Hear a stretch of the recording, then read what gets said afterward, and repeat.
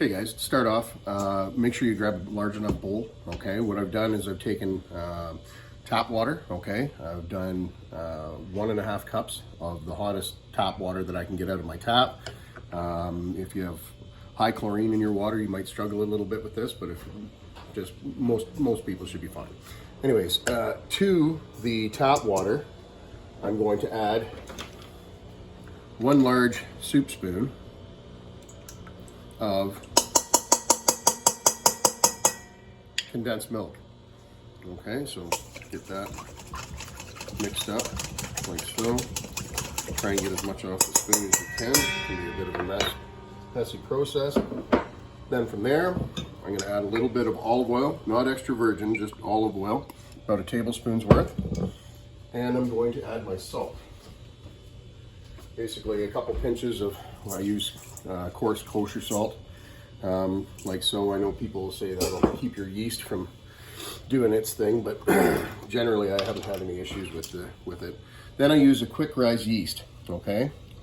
Instant yeast, quick rise yeast, basically from Alton Brown, Making Dough. He explains that there's a dose or a shot of vitamin C, I'm pretty sure is what he said, and so it gives it like the yeast a quick ramp up so that they become alive quicker and they start farting quicker and creating those bubbles. And then I just give it a quick whisk, like so, and then let it sit until a brown dome starts to foam in the middle.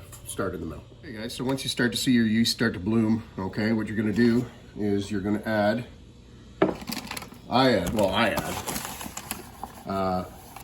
about 4 handfuls of bread flour,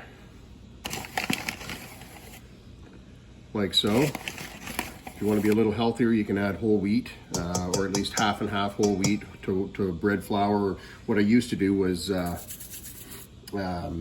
3 handfuls of the white bread flour to 1 handful of whole wheat. It made me feel better about myself, but lately I've just been doing the whole white just to get the crispier crust. Anyways, this is my starter, so I'm going to add 1. I'm going to add 2, 3, and I'm going to add, once you get to the nice little soupy bits down on the bottom, I'm going to add 4. So about approximately a cup or a half a cup to a cup of your sourdough starter. Anyway, okay. And then what we're going to do is we're going to mix. A lot of shows will tell you mixing by hand is the best way to get a good feel for how the dough is supposed to feel. And you just kind of crush it down with your knuckles, like so. Scrape off the sides so it doesn't get all dried on the sides. And then we let it sit. Doesn't get all dried on the sides. And then we let it sit. Okay.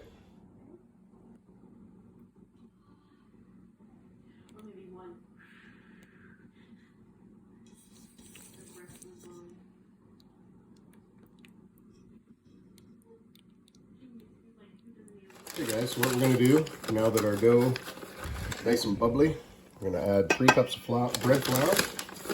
1, 2, 3.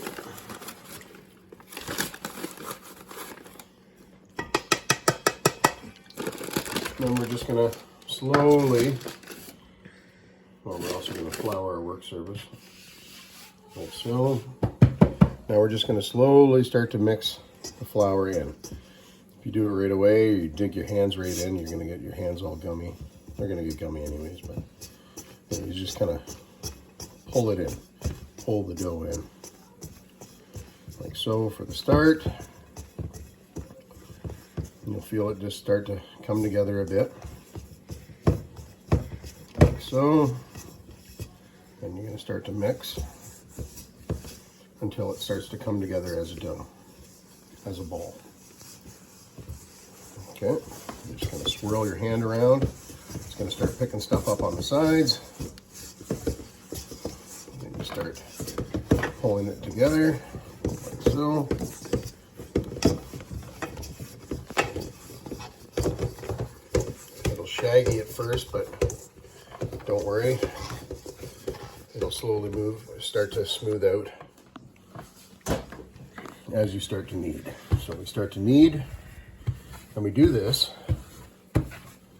for about a 200 count. So 200 kneads essentially, if you're going hard. So something like 2, 3, 4, 5, 6. You count that out to about 200.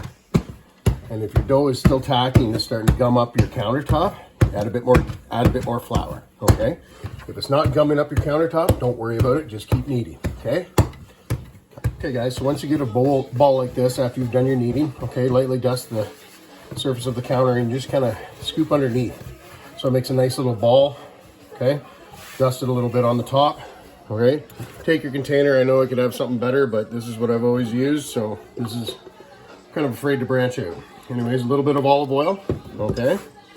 Now what you're gonna do is take your ball, down. Get the air out, get it all the way down to the bottom, like so.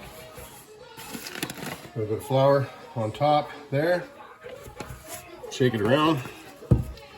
Okay, guys, now what we're gonna do is we're gonna take a damp, warm tea cloth. We're gonna put it over the top, okay? We're gonna move it over to my oven where we had a warming function on, okay?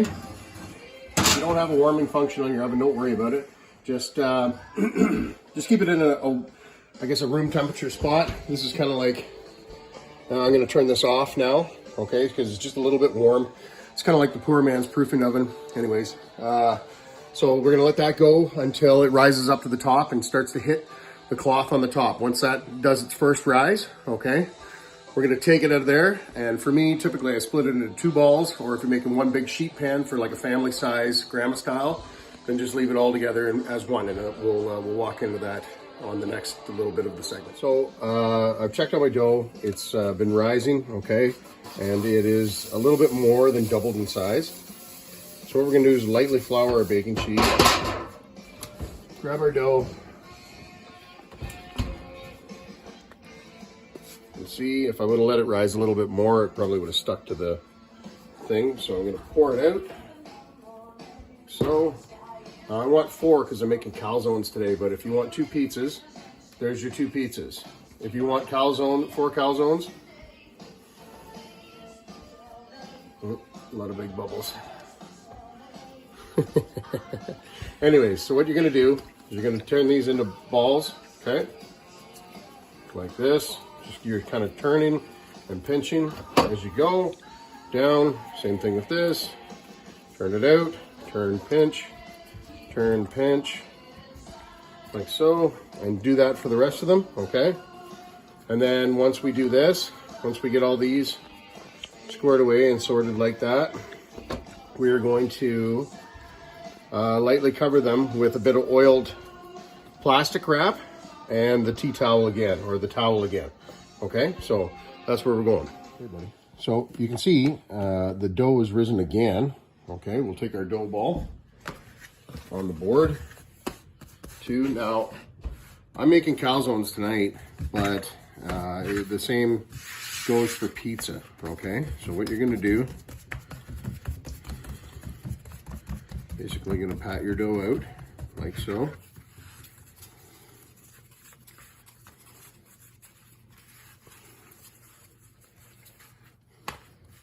Yeah, and then once you get to this point, guys, really, sky's the limit. You can do whatever you want and go from there. So whether it's a pizza or a calzone, whatever you're making, then that's up to you to decide. Anyways, that's Zeke's pizza dough, and I hope this helps for anybody in the future that's gonna make their own pizza. And if it does, awesome. If it doesn't, then I apologize and wish you all the best. Anyways, thanks again, guys. Bye.